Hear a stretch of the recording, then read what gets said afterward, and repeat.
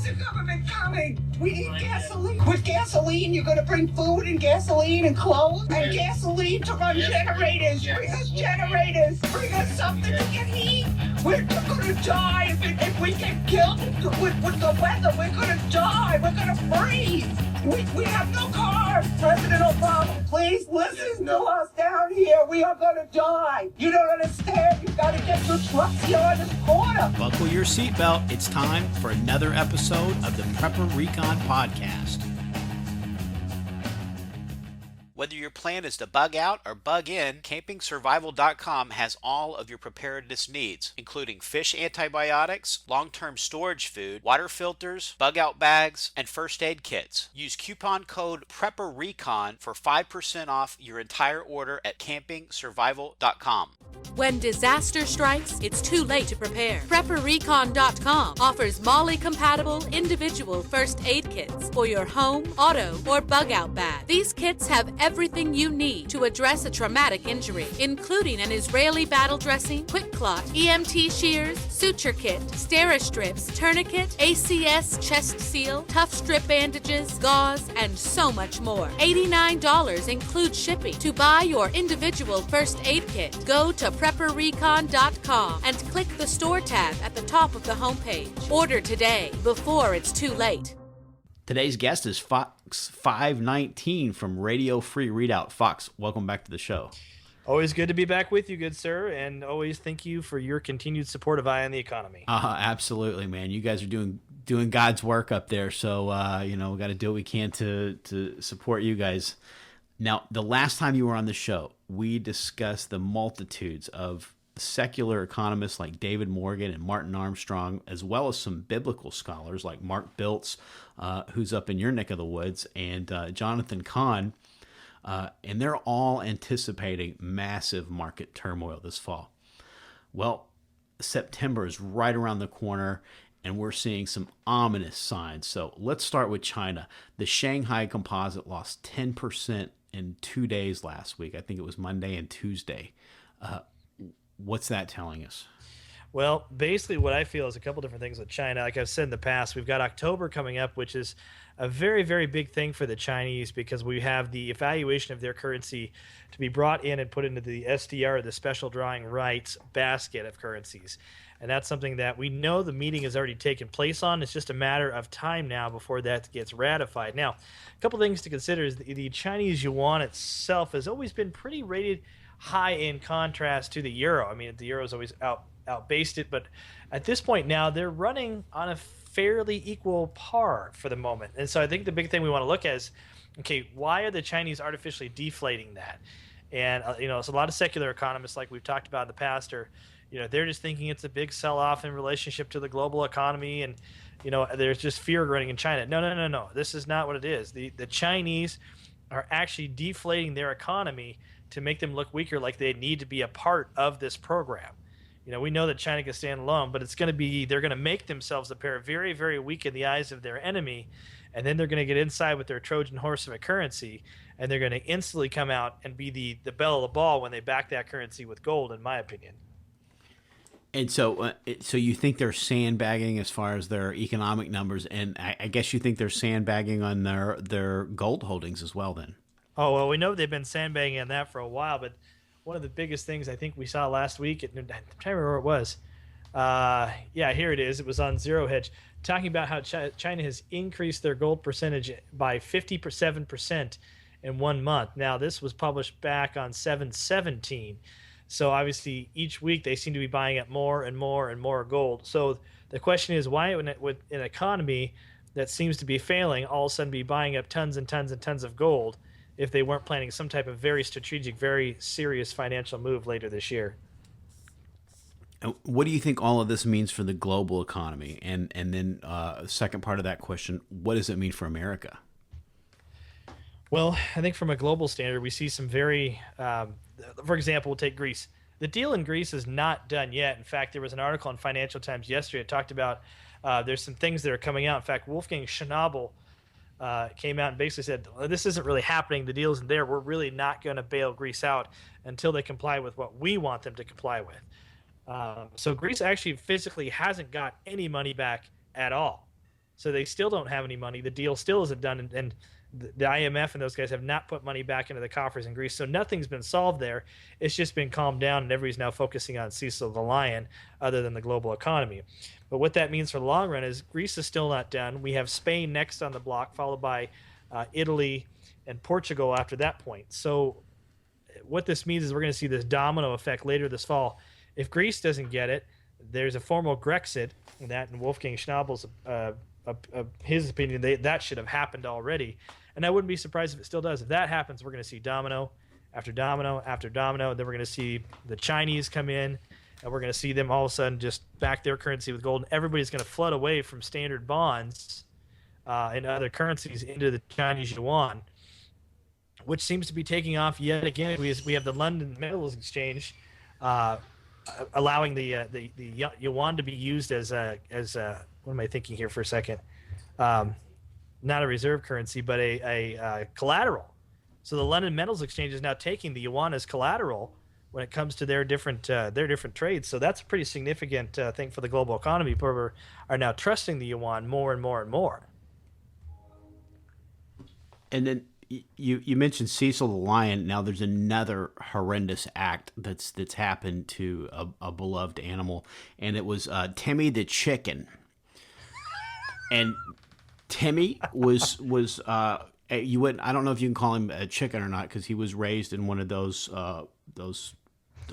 barns by McDonald's, and maybe he was Timmy the Animal 57, but he ended up in a batch of chicken McNuggets. And of course, it gets mixed in with like cornmeal and plasticides or some kind of a soy byproduct, and formulated and mashed, and they go out in all of these batches of chicken McNuggets. And Timmy the chicken ended up spread out over something like 37,000 orders of chicken McNuggets that all went to San Francisco. So everybody in San Francisco that ate chicken McNuggets in the past like 2 weeks is responsible for killing Timmy the chicken. So I'm putting out a petition for everybody to sign, and what we want to do is just quarantine the entire city of San Francisco and turn it into one big FEMA camp. Well, I think, one, we have to question, there's actually chicken and chicken McNuggets? Not very much. That's why Timmy. much. That's why Timmy was able to supply enough chicken meat for something like 37,000 orders. Well, I'm not opposed to actually cutting off San Francisco, but I think we just have to be careful who we contain within San Francisco. And now Timmy the chicken, he's a commodity, so big commodities crash. Huge commodities crash. This is one of those signs, I think, as you think about guys like Jonathan Kahn and some of those other people who are looking at late this year. We have to compare, again, from a historical reference, going, okay, what did commodities do right before 2008? And we're looking into late 2007. Gold goes down. Silver goes down. Iron goes down. Copper bottomed out in 2007, just like it is right now, which is very unique because the demand for copper theoretically should be high all over the planet. With the amount of phones and computers and laptops and tablets being produced, copper should be going like wildfire, as well as gold. The demand should. The problem is we're seeing these. One, obviously, we have China buying up everything they can get their hands on. But two, the demand for these electronics truly isn't taking off because people can't afford it. In fact, there was an interesting article on Investment Watch blog about why do we have all these young people who just aren't entering the workforce at all? Well, one, because we're obviously giving away the farm when it comes to entitlements and things like that. But two, people across the world can't afford these devices and things like that. And not only that, is that huge mega construction companies who would normally need the copper line and copper everything, the demand isn't there. So we're seeing this giant commodities crash, which is very, very telling about where things are headed towards in the fall. And I mean, it's the parallels from 2007 to 2008 and now are incredibly scary. And it's just amazing where you tie in things like the Shemitah into what's going on right now. It's just anybody who's not paying attention to this, I pity them a tremendous amount. And then in 2008, once the market made that decisive downturn, Two of the commodities that you just mentioned, they rebounded with a vengeance and soared to new highs. If we get a repeat of '08, do you think gold and silver will perform in line with what they did last time? I don't see why they wouldn't. I mean, in times of financial uncertainty, we know that gold and silver have amazing intrinsic value. It's something that it's biblical currency. It's a constitutional currency. There was a reason that God allowed silver and gold currency all throughout the Bible to be used. Yes, you can't feed yourself by eating some gold, but at the same time, silver was used by what we call the lower to middle class throughout all of the Bible. They traded for pieces of silver. The Lord was betrayed for silver. He wasn't betrayed for gold. I mean, so there's fairly amazing significance to silver itself. But the biggest thing is it's going to be a haven. I mean, it's going to be a bloodbath in the marketplace. And that's something we have to look at and go, okay, well, where should I put my money? We talk about this on Radio Free Readout. We also talk about this in Eye on the Economy from time to time about when gold moves. But in all seriousness, I think if the listening audience is listening right now, and a lot of people already kind of have steered this direction, have cashed out their 401ks, are taking those tax penalties and realizing that they have to pay their allowance to the king, and they have to pay their penalty, which is really true. It's our money anyway, so why should we be taxed on it? But at the same time, it's gold and silver, physical gold and silver. And I got to again, folks, physical gold and silver is where you need to be. I can't stress that enough. Yeah, it is going to skyrocket because people are not going to know what else to do. They're going to go to a gold-backed currency, but that's only going to last so long. But domestically, I mean, there's not going to be much here to be able to put their monies into. So I think gold and silver are going to rocket up again. Now, Jonathan Cahn's premise is that America has forsaken God and should expect to be judged. Abortion, that's been a sin that's been tolerated by America for over 40 years. But the Center for Medical Progress, their videos have made it clear just what a horrific practice abortion is. Do you think those videos could be a type of evidence that's being brought out against this country, sort of like almost like a courtroom drama right before we're judged guilty and sentenced? Yeah, I do. And I think that Mrs. Fox519 and I were kind of talking about these videos this week that have come out. One, I think that the Center of Medical Progress should continue to release these videos. I don't care what a judge says.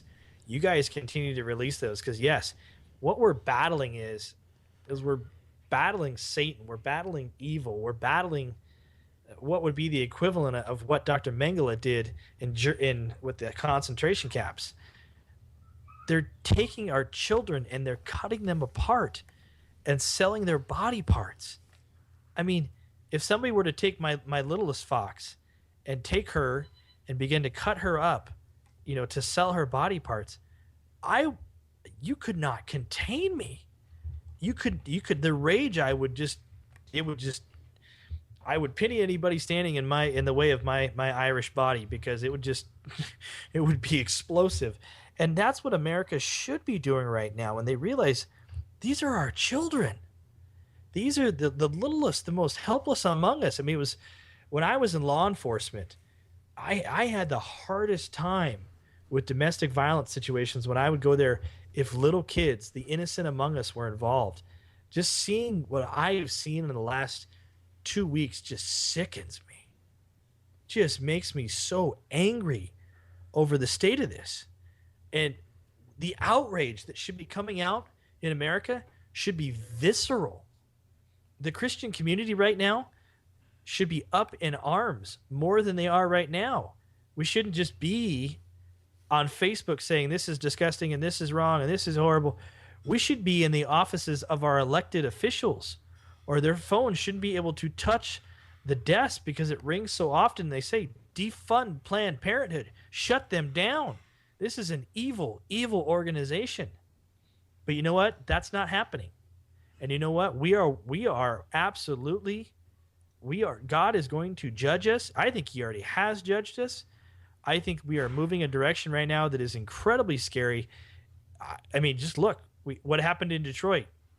I'll call it hell, but we'll call it Detroit, where they've unveiled the statue of, I think it's what, Baphomet or whatever the name of that horrible creature that, hey, they were kicked out of heaven for a reason, but yet we're going to allow a city to honor that. Now, granted, I do have to position it with this. We have freedom of religion in this country, and by gall, I will die to protect those rights. But there's some things for good and upright and moral and just people, and that is not moral, upright, and just. It's time for a quick break, and we'll be right back. The dollar's lost over 90% of its purchasing power since 1971. Silver, on the other hand, has proved to be a very stable form of wealth preservation over the years. And where do you buy silver? Silver.com, of course. Silver.com offers fantastic prices on silver and gold.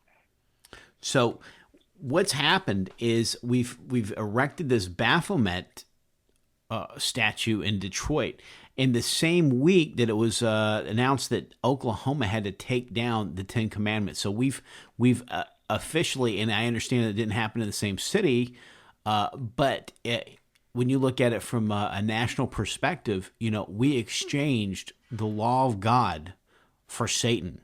And I mean, and you look at what just happened with the White House, with projecting the rainbow colors on the White House after the Supreme Court ruling on gay marriage, and the rainbow was given as a sign that God would never judge the earth and destroy it by water again. And now those very colors of that covenant that he made with the earth is being used to flaunt in his face and shake our fist at God.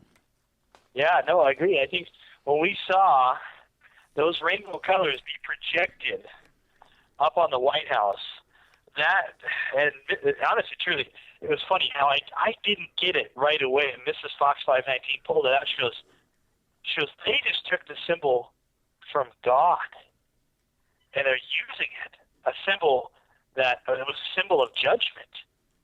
It was a symbol of, hey, I'm never going to destroy the world again.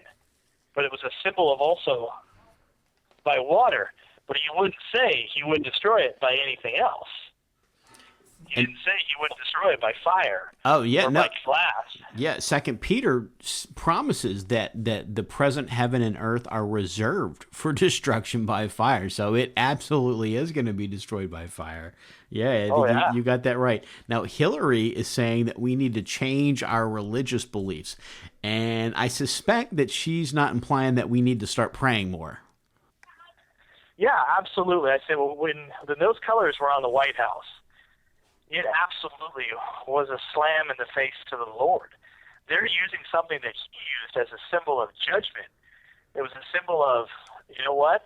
I'm never going to flood the world again. But it doesn't say that his judgment isn't going to come in a different form next time around. And I think that's something as Christians we need to be really super concerned with, over the fact that the judgment is coming. But the next time around, it's going to be in fire. Now, what that fire may look like, it could be, it could be like a state of California drying up. It could be the economy collapsing. It could be nuclear war. I mean, it could be all sorts of things that we've never taken into account. But the fact that we're not, as Christians, standing up to this is fairly significant. And we need to really need to mind ourselves with what we're not doing and what we should be doing. I think James 4 admonishes us that he who knows what he should be doing and doesn't do it, to him it is sin. Now, so what we've got converging right now is we've got Hillary's comments about we need to turn our back on our religious beliefs. We've got Detroit has replaced a statue of Satan at the same time that Oklahoma's taken down the Ten Commandments. We've got the blood moons coming up in September. We've got the Shemitah coming up in September. We've just had the ruling on gay marriage by the Supreme Court, the colors of God's covenant used to poke him in the eye, basically. And we've seen these videos coming out of this horrific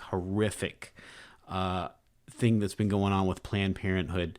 and the sale of the corpses of these murdered children. When you look at all of that stuff, and I know you don't have a crystal ball just like I don't, but if you had to sit down and write what you think the headlines are going to be for this September and October, what do you think they'd say? What do I think they would say?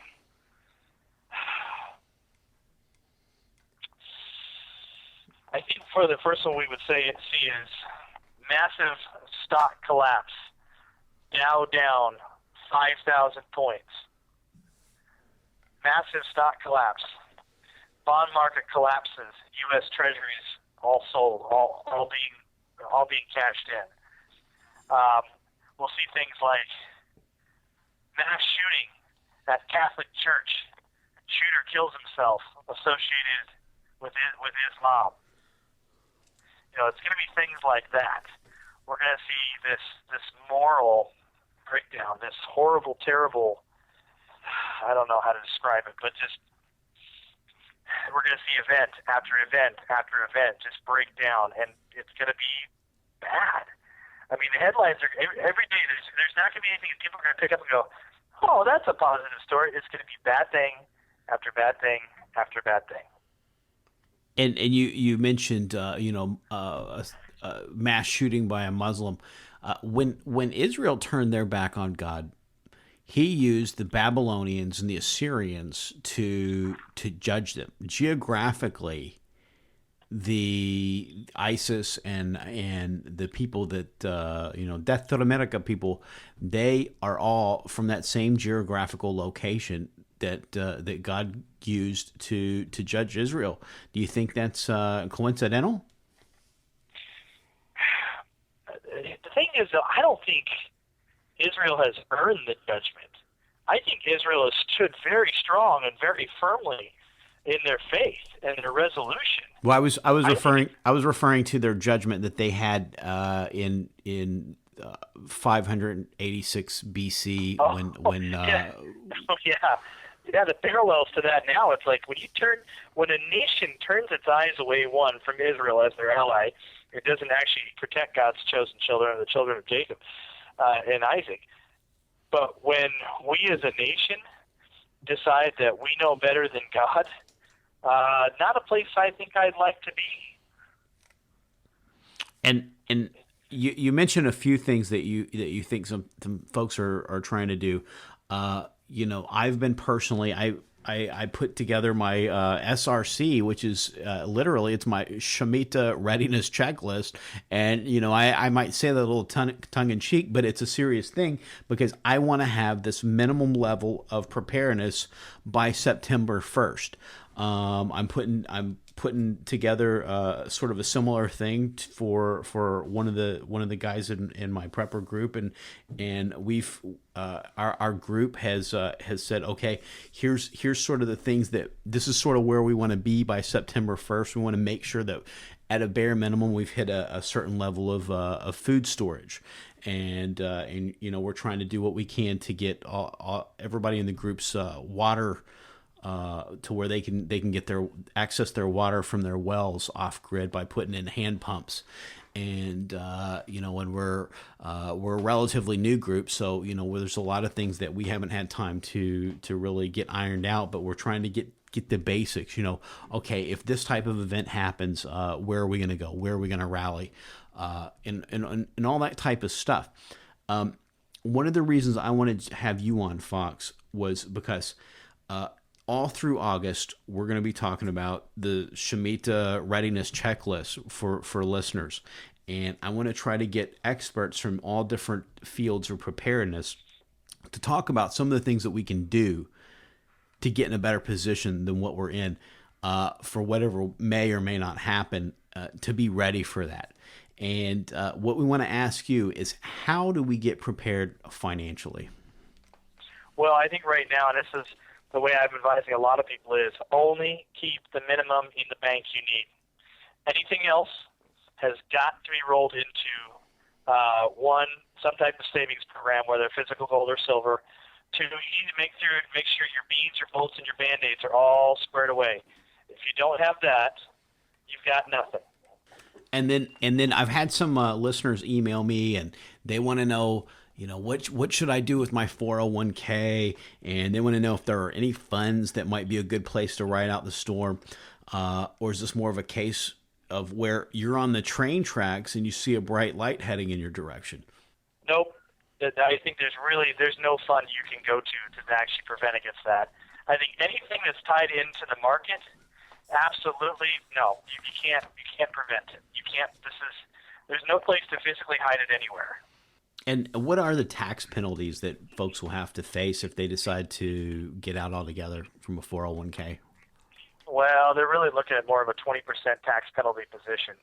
I think when you take that withdrawal from the 401k, you've got to really look at, one, you can pay your taxes up front. I always recommend doing the 20%, just because, or you can even pay more than that. So at tax time, you see money come back to you.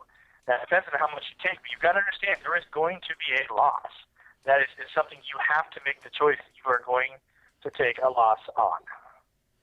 So it might be one of those things that somebody needs to just get sort of a multitude of counselors but if they're going to do that, they need to get people that are sort of tuned in and turned on to what's going on in the world. Because if you just get some Yahoo off of Wall Street that's looking to get a big bonus, he's not going to tell you to do that. He's not going to tell you to get your money out.